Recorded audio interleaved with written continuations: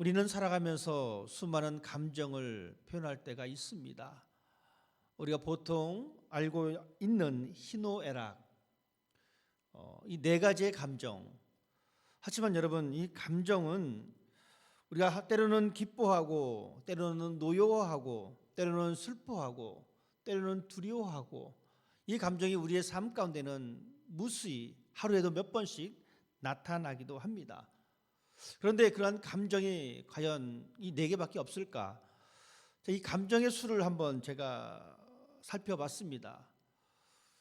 감정의 수를 살펴보니까 어떤 책에는 한 30가지의 감정을 이야기합니다. 저는 그것을 보면서 참 감정이 많구나.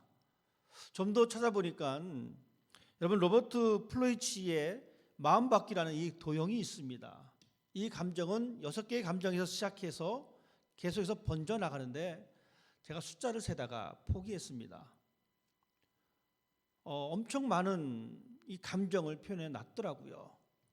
그런데 과연 그것뿐이겠는가?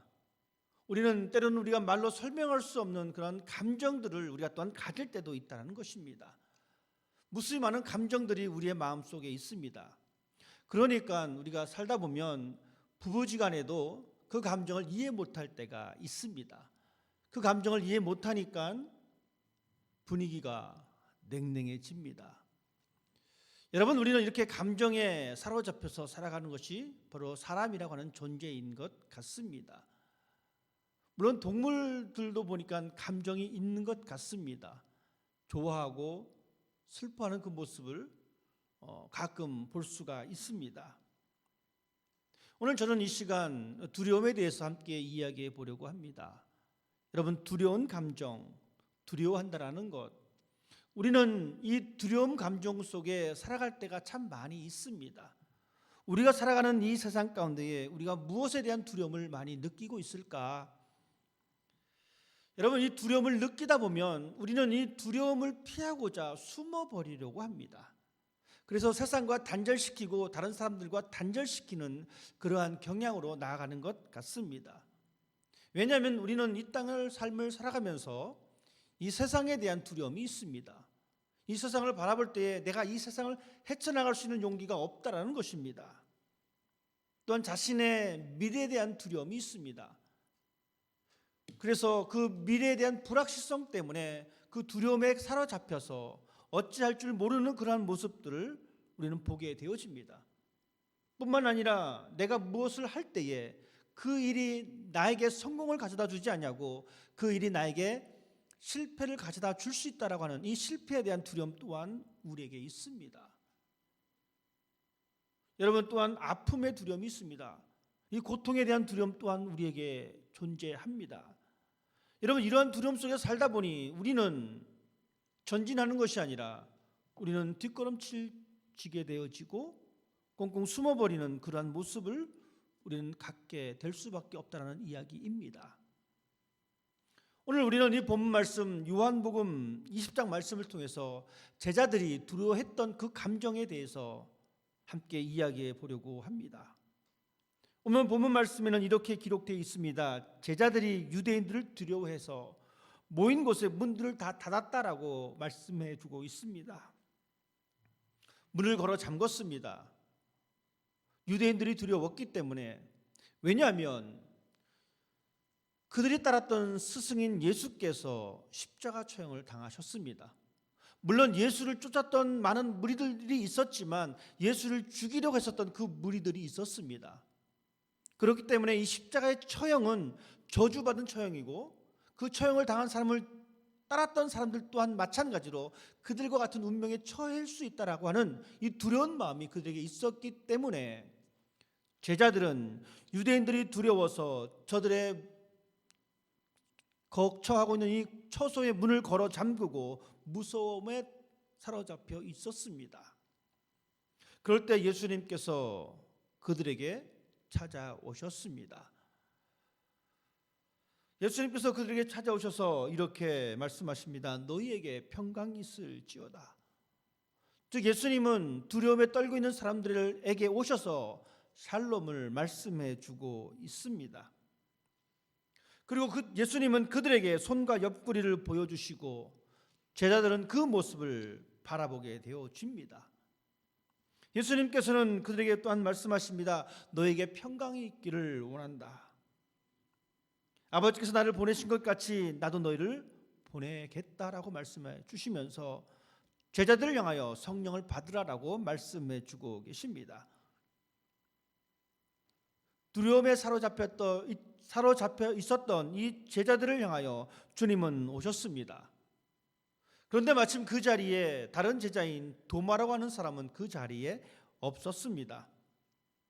그 자리에 없다 보니까 다른 여러 사람의 제자들이 예수님께서 오셨다라고 말을 했음에도 불구하고 도마는 그 말을 믿지 못하게 됩니다. 그리고 그런 말합니다. 내가 그것을 직접 목격하지 않으면, 내 것을 만져보지 않으면 나는 못 믿겠다라고 이야기합니다. 며칠이 지나서 도마가 함께 있었던 그 현장에 예수님께서 다시 오셨습니다. 그리고 또한 말씀하십니다. 너에게 평강이 있을지어다. 그리고 도마에게 말합니다. 내 손가락을 내밀어 나를 한번 만져보거라.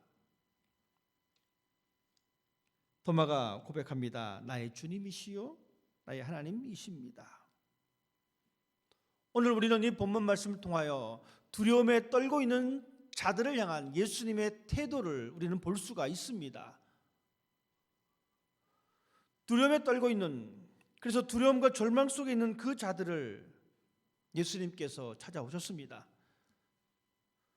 예수님의 제자들을 체포하려고 유대의 군인들이 온 것이 아니라 예수님께서 오셔서 그들에게 평강을 선포해 주시고 그들에게 사명을 주십니다.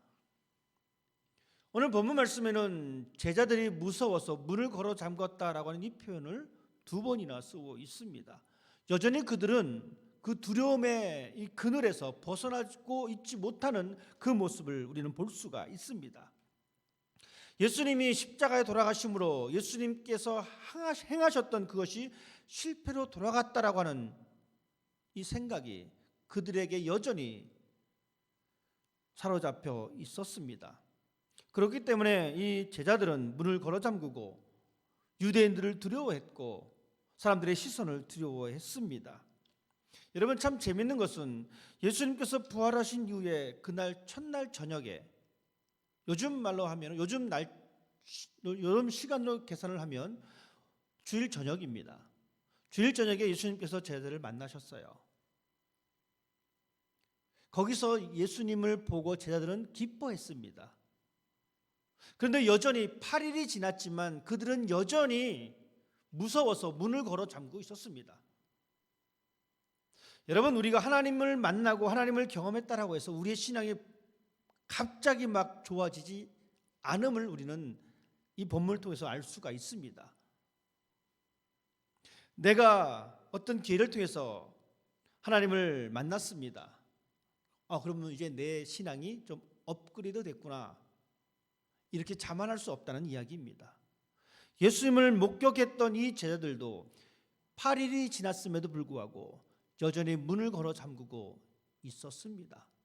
그만큼 사람이라고 하는 이 존재는 연약하고 부족한 존재임을 우리는 볼 수가 있습니다. 우리 이 본문 말씀을 통해서 또한 위로를 받습니다. 제자들도 8일 동안 무서워서 문을 잠궜는데 나 같은 사람이야 오죽하겠느냐. 이러한 상황 가운데 있을 우리들에게 예수님은 또 찾아오십니다. 도마를 만났던 예수님은 도마에게 확신과 믿음을 심어 주셨습니다. 도마는 이 예수님을 만나고 나의 주님이시요 나의 하나님이십니다라고 고백해 주고 있습니다. 우리는 때로는 이 두려움 속에서 하나님을 믿는 이 고백이 어떻게 표현되고 있는지 우리 자신을 한번 뒤돌아볼 필요성이 있습니다. 우리도 여전히 불확실한 이 세상 속에 살아갑니다. 세상에 대한 두려움이 있습니다. 우리의 미래에 대한 두려움이 있습니다. 관계의 단절로 인한 두려움이 생길 수도 있습니다. 이러할 때에 우리는 어떻게 하나님을 고백할 수 있을까? 우리가 여전히 두려워하고 있는 것은 하나님께서 우리와 함께 하시겠다라고 하는 이 확신이 아직 연약하기 때문에 그렇습니다. 여러분, 도마를 보십시다. 도마는 예수님을 경험하지 못했습니다. 그러니 그런 이야기합니다. 내가 경험해야지만 믿을 수 있다. 여러분, 어쩌면 우리도 이렇게 도마와 같은 그런 신앙을 가질 때가 참 많이 있습니다. 내가 직접 하나님을 경험해야지 된다라고 하는 이 모습들, 경험하지 못했기 때문에 하나님에 대한 확신이 없습니다. 하나님에 대한 확신이 없다 보니 여전히 우리의 마음속에는 두려움이 자리 잡고 있습니다. 그러나 예수님의 오심은 우리의 두려움이 기쁨으로 바뀌는 것입니다. 그래서 우리는 우리에게 오시는 그 예수님을 날마다 만나는 사람이 되어야 합니다. 왜냐하면 예수님은 절망을 희망으로 바꾸시는 분이시기 때문에 그렇습니다. 예수님은 죽음을 생명으로 바꾸시는 분이시기 때문에 그렇습니다. 그 예수님이 우리에게 오십니다. 그 예수님은 우리에게 오셔서 이렇게 말씀해 주고 있습니다. 내가 진실로 진실로 너희에게 이르노니 너희는 곡하고 애통하겠으나 세상은 기뻐하리라. 너희는 근심하겠으나 너희 근심이 도리어 기쁨이 되리라. 예수님께서는 우리에게 오셔서 이렇게 속삭이고 계십니다. 너희 근심이 도리어 기쁨이 되는구나. 지금은 너희가 근심하나 내가 다시 너희를 보리니 너희 마음이 기쁠 것이요 너희 기쁨을 빼앗을 자가 없으리라. 예수님께서는 십자가 달리시기 이전부터 제자들을 향해서 그렇게 말씀해 주고 있습니다. 내가 너희를 만나면 너희에게는 기쁨이 충만할 것이다.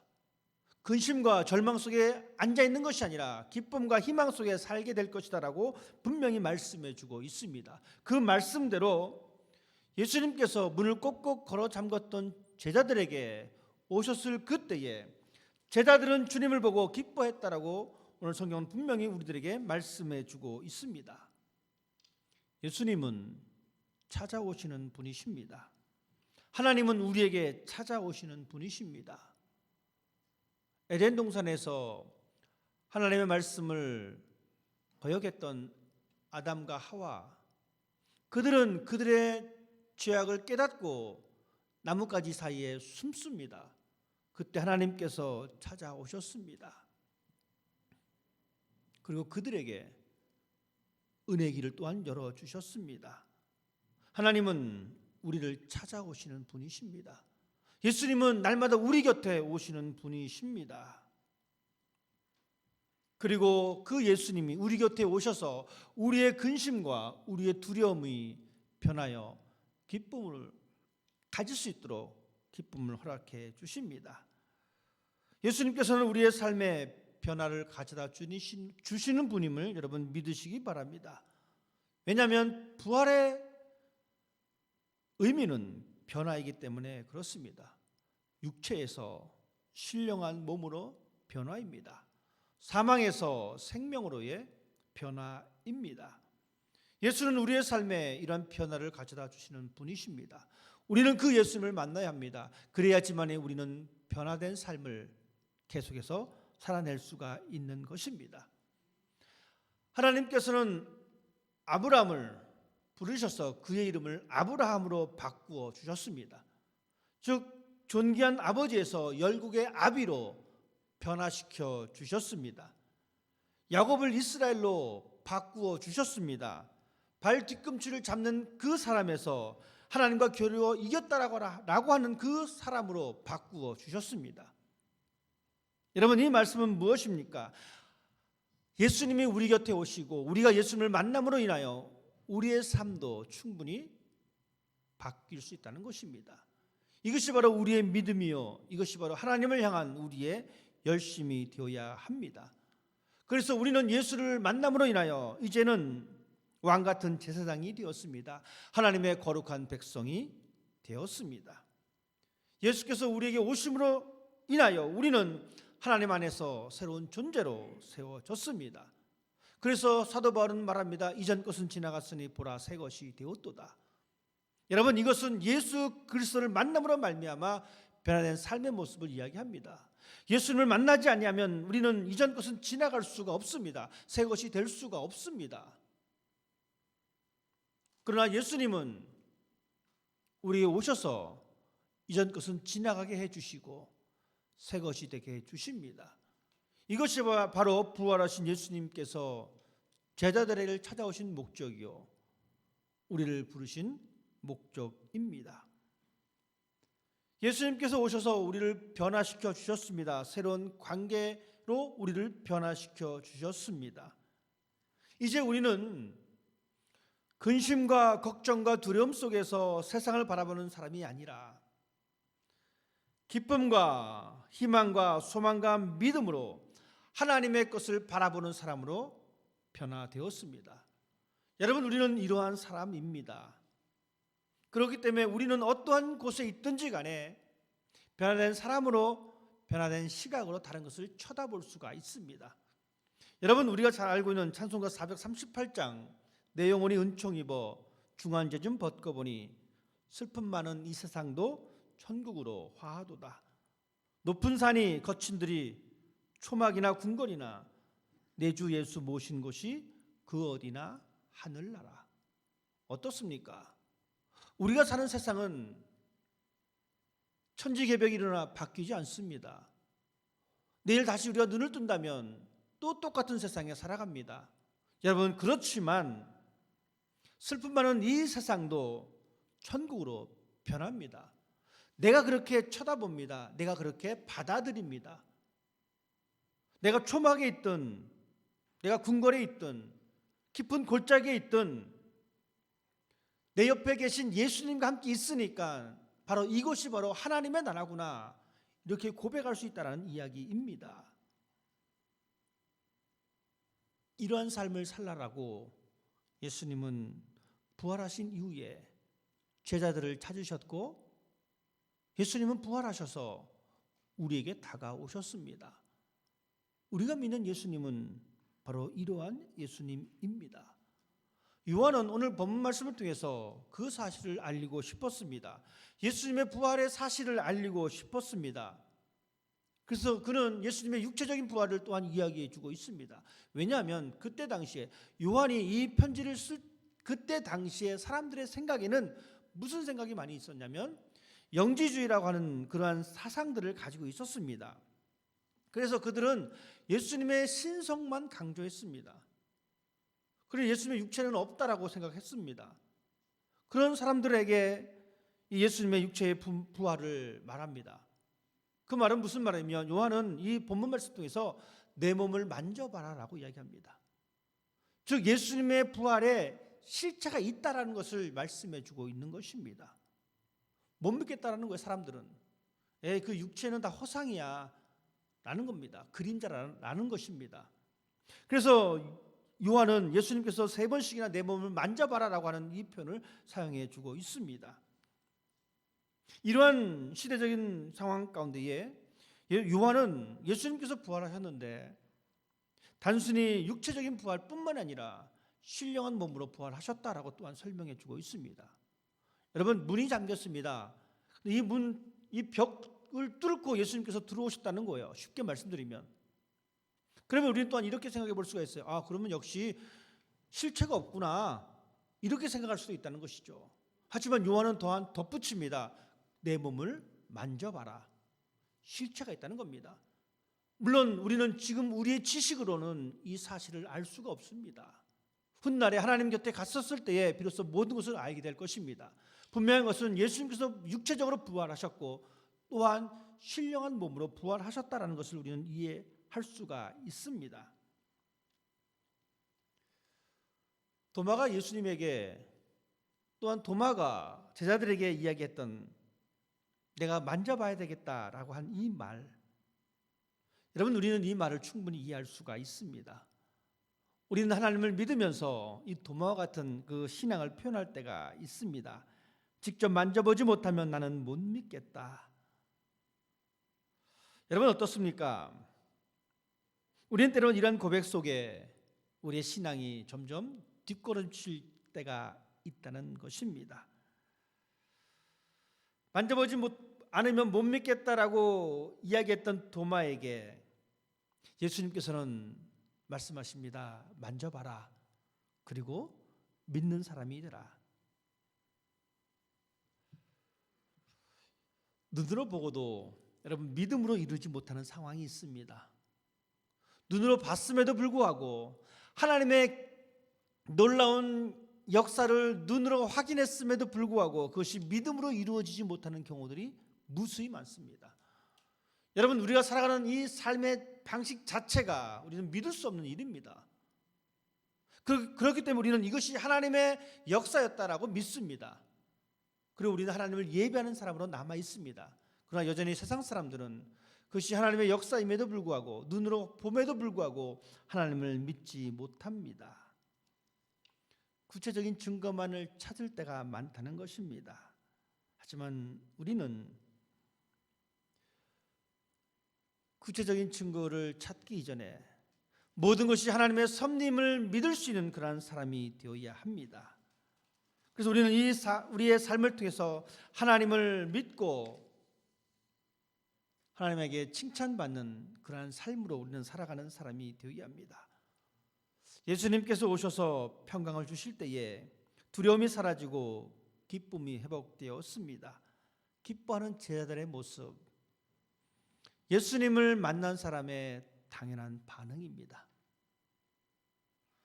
우리가 예수님을 우리의 삶 가운데 만났을 때에 당연한 반응이 기쁨임을 우리가 볼 수가 있습니다. 우리가 부활하신 예수님을 만남으로 인하여 우리의 삶에 평강이 있습니다. 이것이 바로 부활한 예수님을 만난 사람의 특징이기도 합니다. 여러분, 이 평강은 어떤 환경에서도 잃어버리지 않는 것입니다.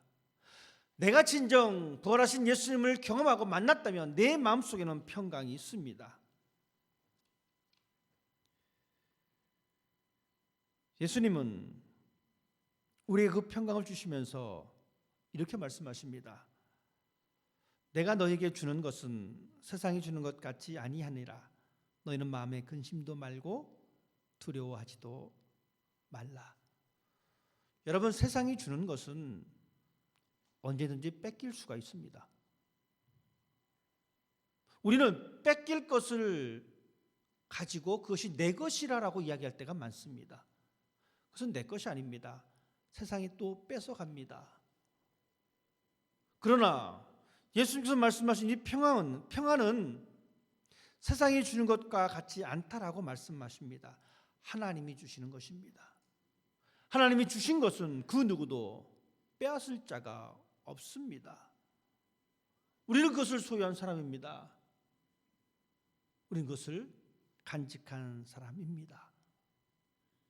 예수님을 우리는 만났습니다.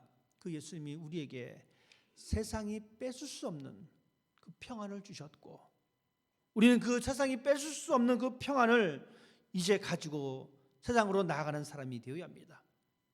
예수님은 부활하신 이후에 제자들을 찾아오셔서 아버지께서 나를 보내신 것 같이 나도 너희를 보낸다라고 말씀해 주고 계십니다.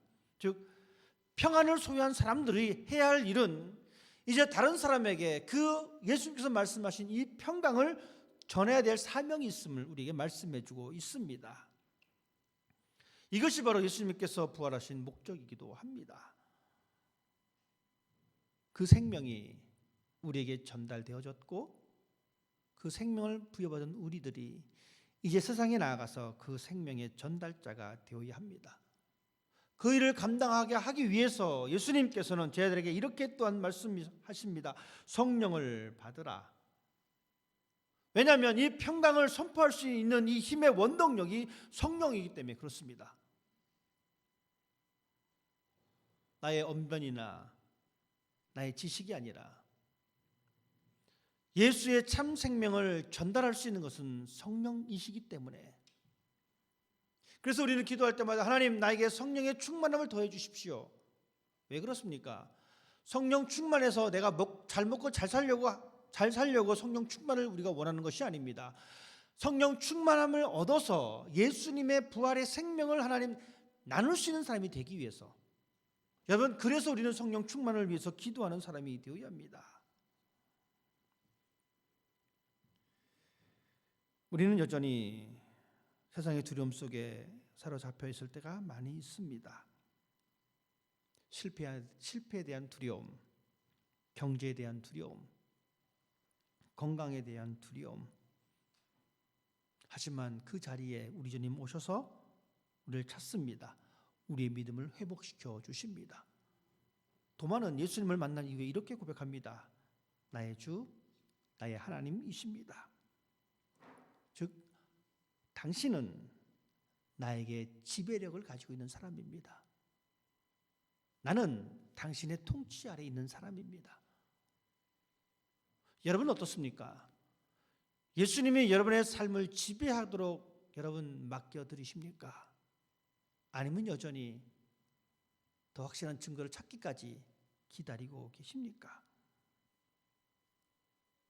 주님은 우리에게 오셔서 우리를 회복시켜 주십니다. 주님은 우리에게 오셔서 우리에게 평강을 주십니다. 이제 주님이 우리에게 오셨듯이 우리도 세상을 향해 나아가십시다. 예수 생명의 변화된 모습을 이 세상에 나아가셔서 선포할 수 있는 참 제자의 삶이 여러분 가운데 있기를 주님 이름으로 부탁을 드립니다. 기도하겠습니다. 두려움에 사로잡힌